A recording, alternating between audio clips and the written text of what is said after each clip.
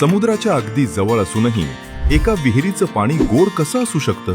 मुंबईच्या चर्चगेट स्टेशन बाहेर एक अशी 300 वर्ष जुनी रहस्यमयी विहीर आहे, जिने एका काळात संपूर्ण मुंबईचा जीव वाचवला होता. चला जाणून घेऊया भिका बेहराम विहिरीचा थक्क करणारा इतिहास. ही गोष्ट सुरू होते 1725 मध्ये.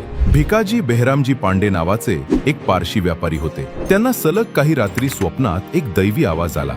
त्या आवाजानं त्यांना सध्याच्या क्रॉस मैदानाच्या जागेवर विहीर खणण्यास सांगितले. पण ती जागा समुद्राच्या खूप जवळ होती, त्यामुळे तिथे गोड पाणी लागणं अशक्य होतं. जेव्हा भिकाजींनी इंग्रज सरकारकडे विहीर खणण्याची परवानगी मागितली, तेव्हा इंग्रजांनी त्यांची चेष्टा केली आणि परवानगी नाकारली.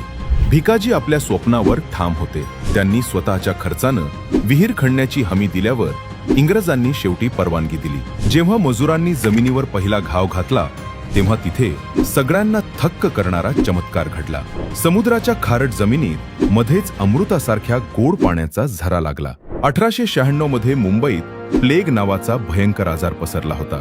दूषित पाण्यामुळे इंग्रजांनी शहरातील बहुतांश विहिरी बंद केल्या होत्या. त्या कठीण काळात भिका बेहराम विहीर ही संपूर्ण मुंबईत एकमेव अशी विहीर होती, जिचे पाणी पूर्णपणे शुद्ध आणि जंतुविरहित होते.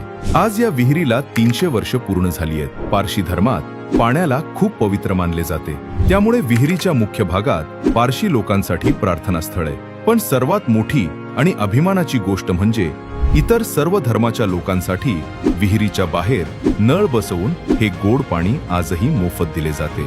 समुद्राची भरती ओहोटी असूनही हे पाणी आजही गोड कसं राहतं, याचं उत्तर विज्ञानाकडेही नाही. मुंबईच्या गजबजाटात लपलेला हा जिवंत चमत्कार तुम्ही कधी पाहिलाय का? नसेल तर पुढच्या वेळी चर्चगेटला गेल्यावर या विहिरीला नक्की भेट द्या. आणि अशाच भन्नाट अपडेटसाठी व्हायरल मुंबईला आत्ताच फॉलो आणि सबस्क्राईब करा.